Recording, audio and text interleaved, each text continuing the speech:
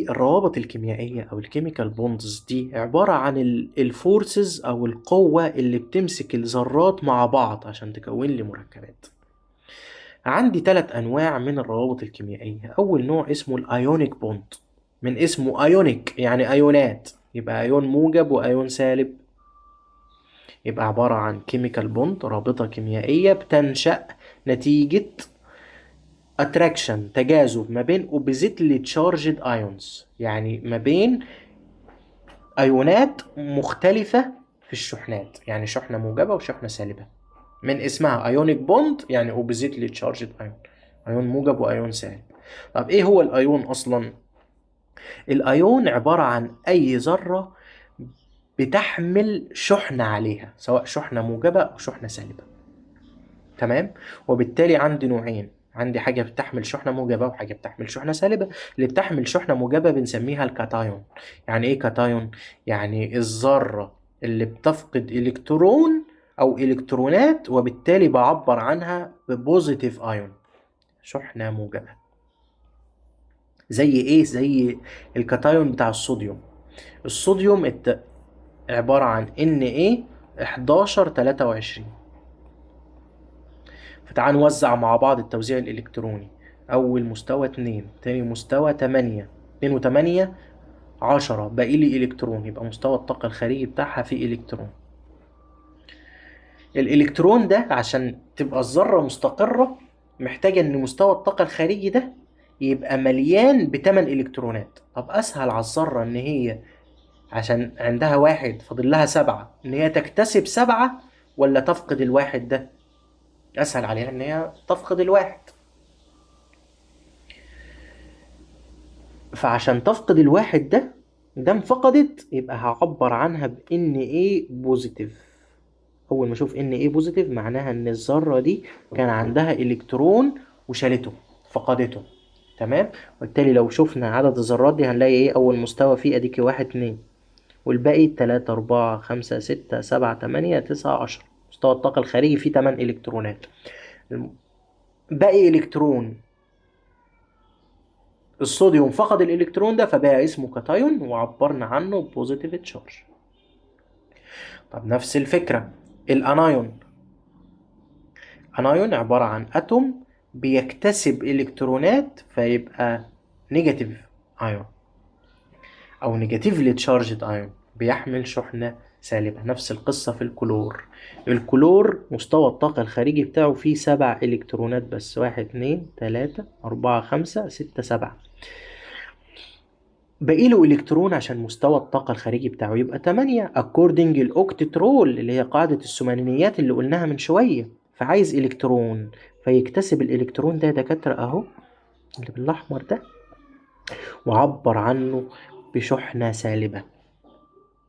كلورايد انايون عليه شحنة سالبة، يعني اكتسب الكترون مش بتاعه.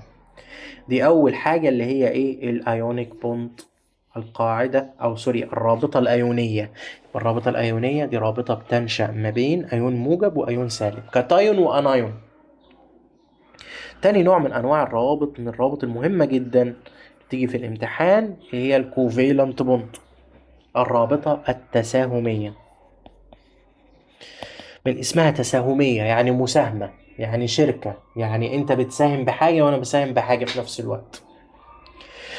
فاللي بيحصل فيها ان هي بتكون كيميكال بوند، رابطة كيميائية involves، بيحصل فيها sharing of electron. sharing يعني مشاركة، مشاركة للإلكترونات between الاتومز. تمام. عشان في النهاية أحقق الأوكتترول، قاعدة الثمانينيات، إن أبقى أوصل لأقرب غاز نبيل ليا. تعال ناخد مثال هنا. الهيدروجين ده والهيدروجين ده كل واحد عليه إلكترون. علشان كل واحد منهم يوصل لأن مستوى الطاقة الخارجي بتاعه يبقى فيه 2 إلكترون، هيعملوا شركة. بص يا عم الهيدروجين، أنا هديك الإلكترون بتاعي يبقى بتاعي وبتاعك، وانت كمان هتديني الإلكترون التاني بتاعك ده يبقى بتاعنا احنا الاتنين. فيبقى تنشأ الرابطة التساهمية دي، الكوفيلنت بوند. اهي بقى عندي الإلكترون ده بتاع الذرة دي الهيدروجينة دي وكمان بتاع الهيدروجينة دي في نفس الوقت، وكذلك ده بتاع دي وبتاع دي. تمام، هي دي ايه؟ الكوفيلنت بوند. ده مثال تاني للكلور. الكلور برضو احنا قلنا من شوية هنا عايز الكترون، يكتسب الكترون، فعشان يكتسب الالكترون ده بياخد الكترون من عند الكلور، يبقى مشترك بتاعهم هما الاتنين، والالكترون التاني بتاعه يبقى مشترك مع الكلور التاني اللي بعده عشان يبقى Cl2. دي برضو covalent bond. يبقى في النهاية each atom shares بتشارك 1 electron علشان الاوتر موست شيل يبقى فيه 8 الكترون او الاوكتترول، قاعدة الثمانينيات. طيب ايه انواع الكوفيلنت بوند؟ عندي نوعين، عندي النون بولر كوفيلنت بوند وعندي البولر كوفيلنت بوند.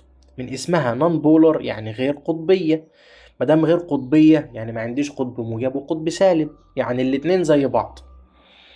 دايما بتنشأ ما بين ذرتين شبه بعض، او الفرق في الالكترونيجاتيفيتي او السالبية الكهربائية بتاعتهم بيكون اقل من نص.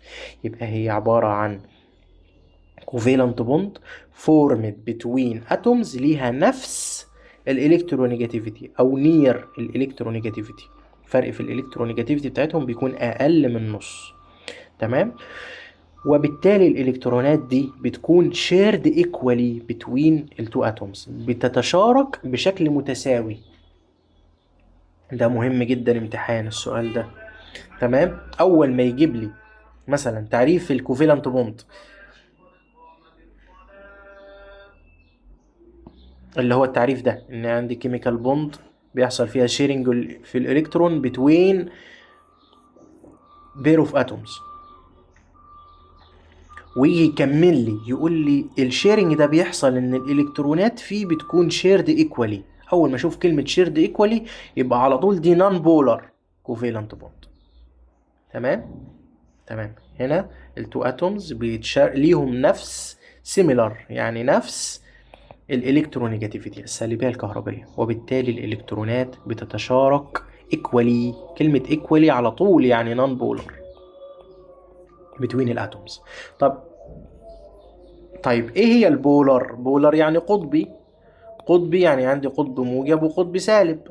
يبقى البوندز بتتكون من بين الاتومز، بيكون عندي فرق ديفرنس في الالكترونيجاتيفيتي. في فرق في الالكترونيجاتيفيتي، عندي واحده ليها الكترونيجاتيفيتي عاليه سلبيه كهربائيه عاليه، وواحده تاني السلبيه الكهربائيه بتاعتها صغيره، او الفرق ما بينهم بيكون اكبر او يساوي من النص، وبالتالي الالكترونات بتتشارك unequally. اول ما اشوف كلمه unequally على طول يعني بولر between الاتومز. تمام، تعال ناخد مثال ما بين ال HF. عندي الهيدروجين ليه الكترونيجاتيفيتي صغيره، والفلور ليه اعلى الكترونيجاتيفيتي 4. فبتبقى ايه؟ عامله زي المغناطيس، تسحب الالكترون يا عيني بتاع الهيدروجين ناحيتها، تاخده منها فيتتحول فوقيها شحنة جزيئية سالبة. وقلنا ليه جزيئية أو بارشيال؟ عشان هي ما خدتش الإلكترون ومشيت، هو الإلكترون لسه موجود في الرابطة، لكن هي عشان ولية مفترية خدت الإلكترون بتاع الهيدروجين ناحيتها.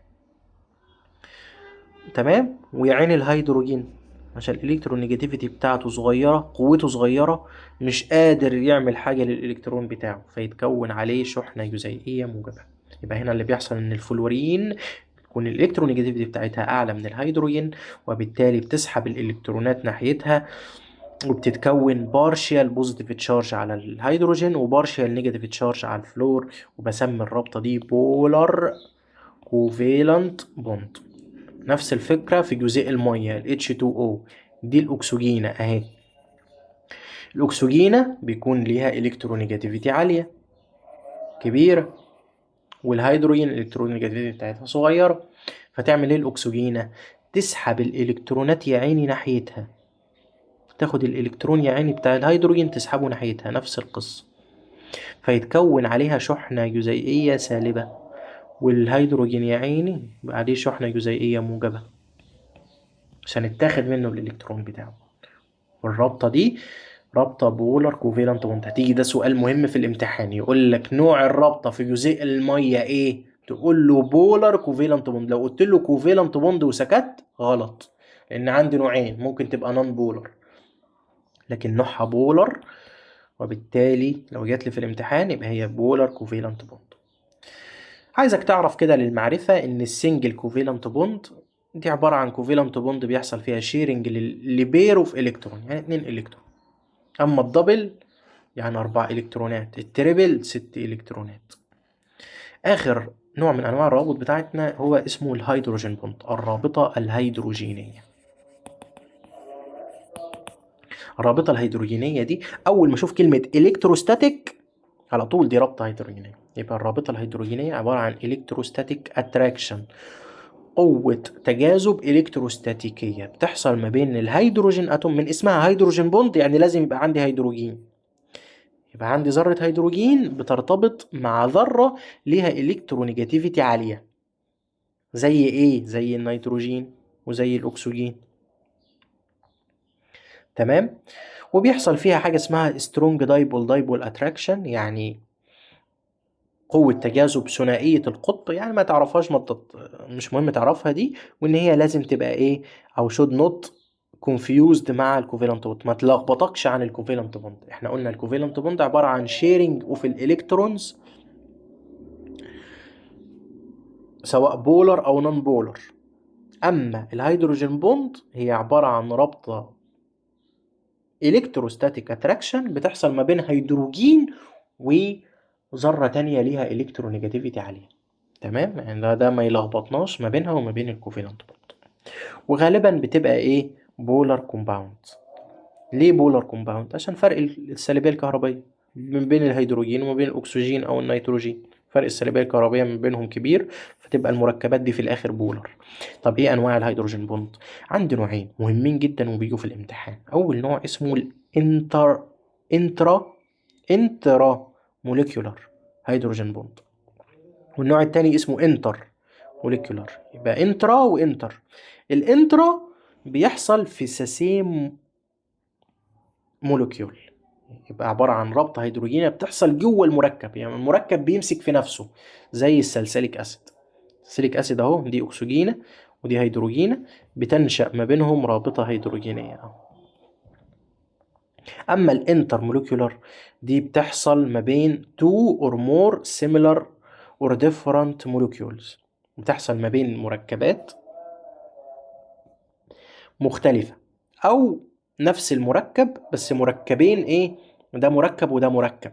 تمام، مش جوه المركب نفسه، لا، من بره المركب. تعال ناخد مثال، جزيء المية، ده جزيء مية لوحده وده جزيء مية تاني لوحده. تمام، اديكي H2O، اديكي H2 2H وهيدروجين. الاكسجينة نفسها بيكون عليها شحنة جزيئية سالبة لان ليها الكترونيجاتيفيتي او سالبية كهربية عالية، فبتاخد يعني الالكترونات بتاعة الهيدروجين اللي حواليها. نفس القصة مع الاكسجين اللي جزيء المية اللي جنبها. وما بين جزيء الاكسجينة دي والهيدروجينة دي، ده بتاعت مركب وده مركب تاني خالص، بتنشأ هنا اهي الرابطة الهيدروجينية، الهيدروجين بوند،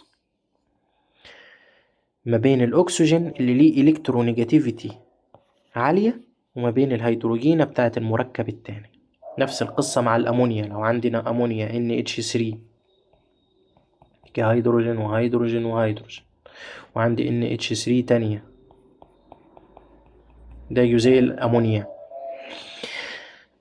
عندي النيتروجين عليها إلكترونيجاتيفيتي عالية، فيبقى عليها نيجاتيف أو بارشيال نيجاتيف تشارج، والهيدروجينة دي بتاعت المركب التاني تنشأ هنا رابطة هيدروجينية ما بين النيتروجين والهيدروجين بتاع ايه، المركب التاني.